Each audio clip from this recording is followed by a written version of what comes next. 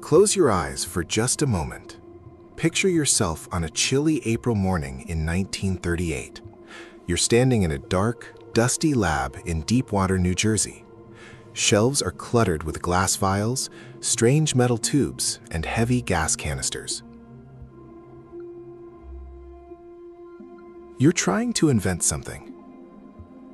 Not a breakthrough, not a miracle, just a better refrigerant gas for refrigerators.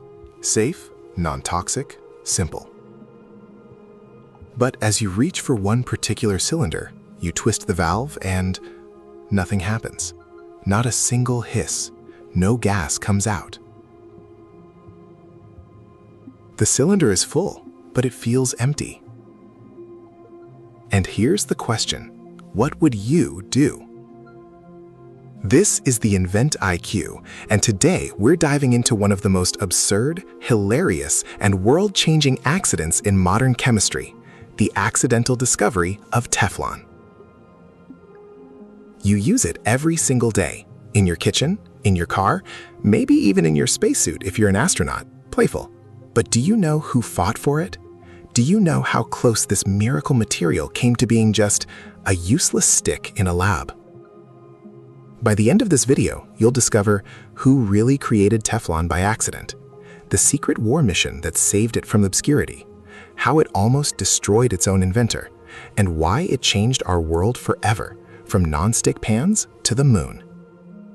So hit that like button, subscribe to the InventIQ, and let's rewind the clock to April 6th, 1938, because this is the trillion-dollar mistake.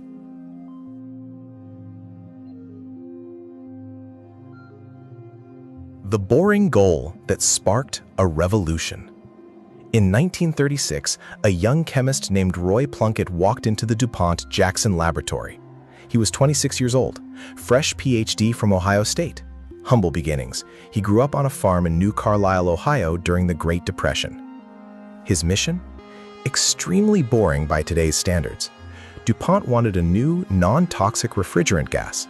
At the time, refrigerators used dangerous chemicals. People were getting poisoned. Plunkett's job was simple. Experiment with a gas called tetrafluoroethylene, TFE, and find a safer alternative. Imagine the pressure. No glory, no fame, just a small lab, a few metal cylinders, and a quiet hope to make iceboxes a little less deadly. On April 6, 1938, though the precise date remains a bit mysterious, Plunkett opened one of those cylinders. He expected a hiss. Instead, utter silence. But the cylinder still weighed exactly as much as a full one. Puzzled, he shook it. Something rattled inside, like a tiny rock, like a mistake. He poked a wire into the valve. Still nothing. Now here's where most people would just shrug, mark it as faulty equipment, move on. But Roy Plunkett did something remarkable. He grabbed a saw and he cut open the cylinder. Inside, he found a white, waxy, strangely smooth solid. No gas, no powder, just a plastic. He accidentally discovered polymerization. The gas had spontaneously turned into a solid. But here's the real kicker. This substance was the slipperiest thing anyone had ever seen. It was chemically inert, nothing would stick to it, nothing could corrode it, it could withstand extreme heat and extreme cold. Tests later revealed it was one of the lowest friction materials on Earth. They called it PTFE, polytetrafluoroethylene. And in 1941, Kinetic Chemicals, a joint venture between DuPont and General Motors, officially received the patent for it, patent number 2230654. But here's the irony. Plunkett's mistake was nearly forgotten. For years, no one knew what to do with it. How do you market something that nothing sticks to? How do you sell nothingness? Then came World War II, and a secret that changed everything.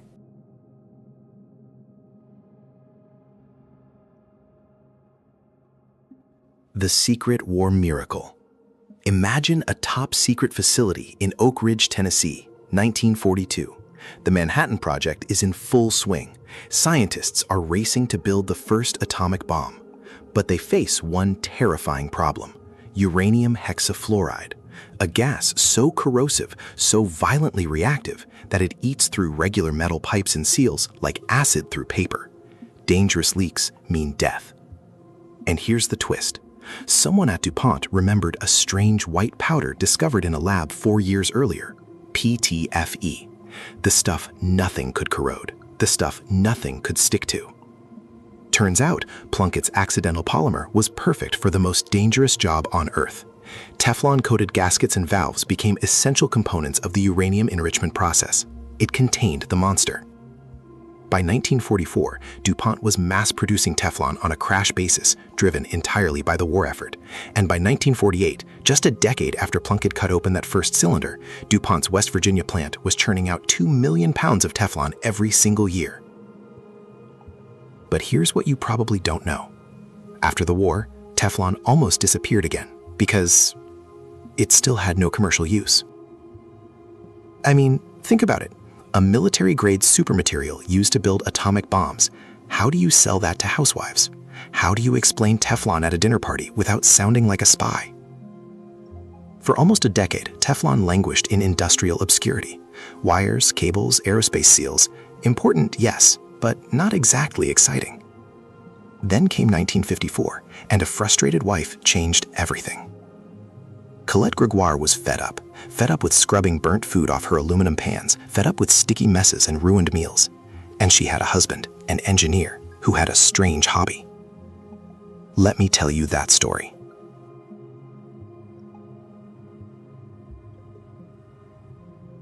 The wife who saved breakfast.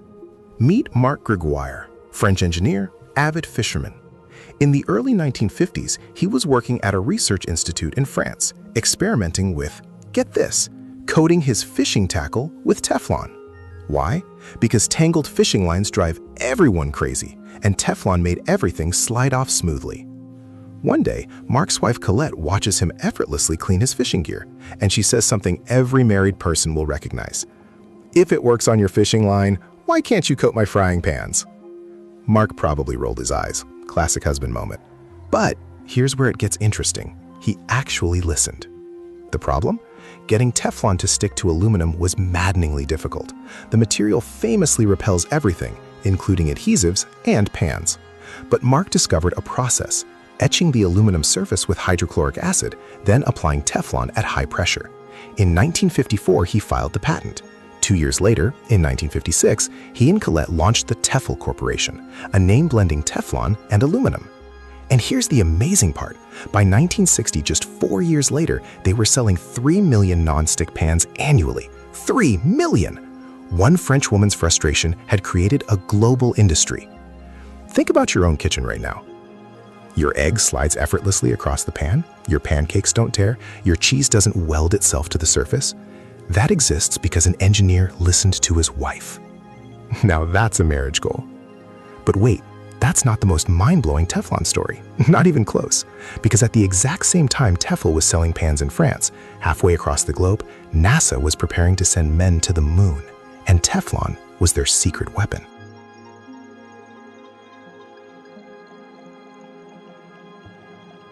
To the moon and beyond.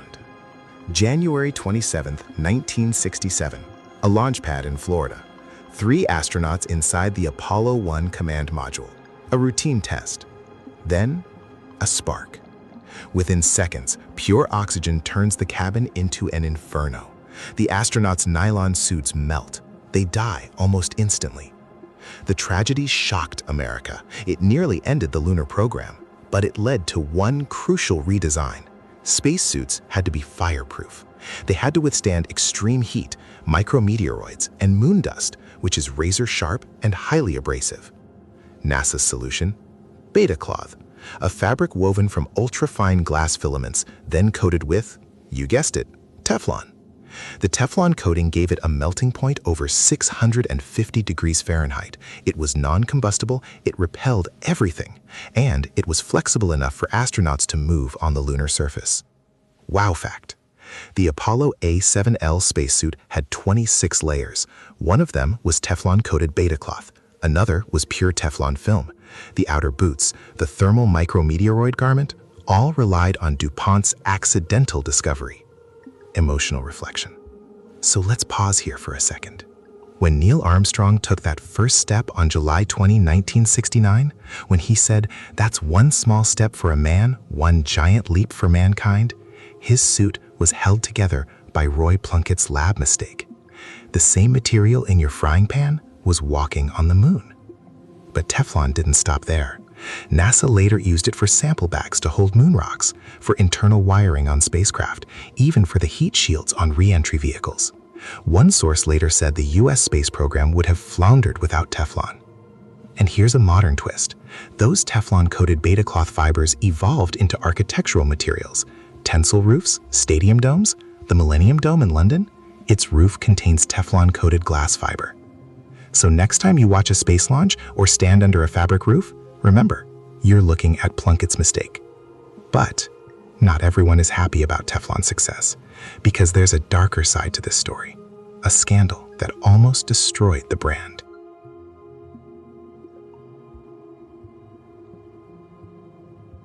The dark side of slippery. I've been telling you an inspiring story, the humble chemist, the happy accident, the housewife's brilliant idea. It sounds perfect. But no major invention comes without a shadow.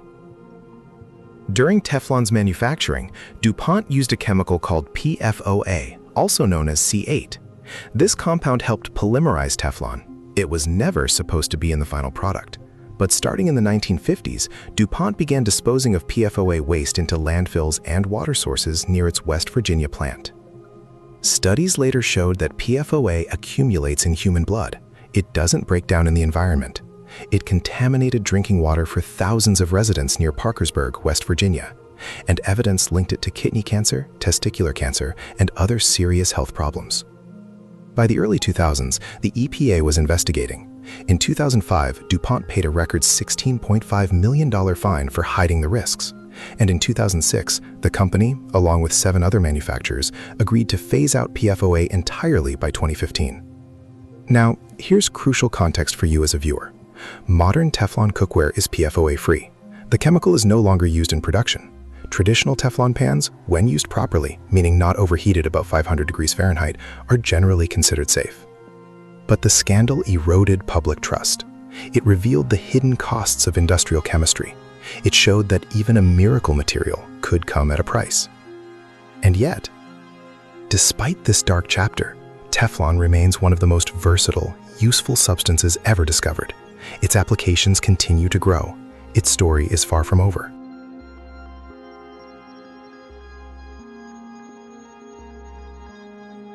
Modern impact and fun facts. Let's lighten the mood, because Teflon's modern applications will blow your mind. Ready? Here are 5 facts that might surprise you. Fact 1. Geckos cannot climb Teflon. Seriously. Geckos stick to surfaces using van der Waals forces, microscopic attractions between molecules. But Teflon's chemical structure repels those forces. Scientists have literally filmed geckos slipping and sliding inside nonstick pans. It's hilarious to watch. Fact 2. Teflon is used in medicine as a bacteria-inhibiting coating for surgical catheters, prostheses, and even artificial arteries. You can walk into a hospital today and see synthetic blood vessels made from the same material in your frying pan. Fact 3. Dentists love Teflon. They coat their tools with it so materials don't stick, and sometimes they use Teflon tape to protect surrounding teeth during fillings. Fact 4. Teflon is the ultimate wire insulator. Today, the single largest use of Teflon isn't cookware. It's coating electrical wires for aerospace, military, and high-temperature electronics. Every plane, every satellite, every advanced computer chip relies on Teflon. Fact 5, and my personal favorite, ants cannot escape a Teflon-coated container. Ant researchers spray Teflon on the edges of their habitats. The ants slip right back down. They can't climb out. That means scientists can keep ant colonies open without lids. Imagine being a super strong ant. You can lift 50 times your weight. You can build massive underground cities, but a thin coat of Teflon? That defeats you completely. From moonwalks to ant prisons, from gecko sliders to artificial hearts, Teflon is everywhere. And its trillion-dollar impact keeps growing.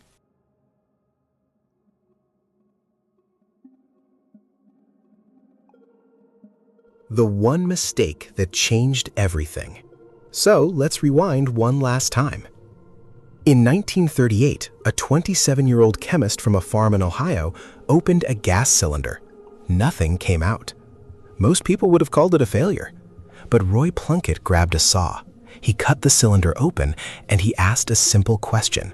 What is this? That question launched a journey. From a secret wartime miracle in the Manhattan Project, keeping the atomic bomb from leaking radioactive poison, to a French fishing enthusiast coating his gear, to a frustrated wife named Colette who just wanted to cook without scrubbing, to the moon, to your kitchen, to your dentist's office, to a stadium roof near you. When I learned this story, I realized something profound. Progress doesn't always look like progress. Sometimes it looks like a broken experiment.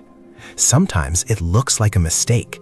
Sometimes the most world-changing discoveries don't come from asking, how do I succeed? They come from asking, why did that happen? Plunkett didn't invent Teflon on purpose. He was just curious enough to saw open that cylinder. Grégoire didn't set out to sell 3 million pans. He just listened to his wife. So here's my challenge for you today. Look at the failures in your own life, the experiments that didn't work, the ideas that flopped. Because somewhere in those mistakes might be the next Teflon, the next accidental revolution. And that, my friends, is why we tell these stories on the InventIQ. Because behind every invention that changed the world, there's a human being who refused to give up on a strange result. Now, I need your help. Write in the comments, which accidental invention should we cover next? Penicillin? Microwave ovens? Post-it notes? Let me know. And while you're down there, smash that like button. It seriously helps smaller channels like this one grow.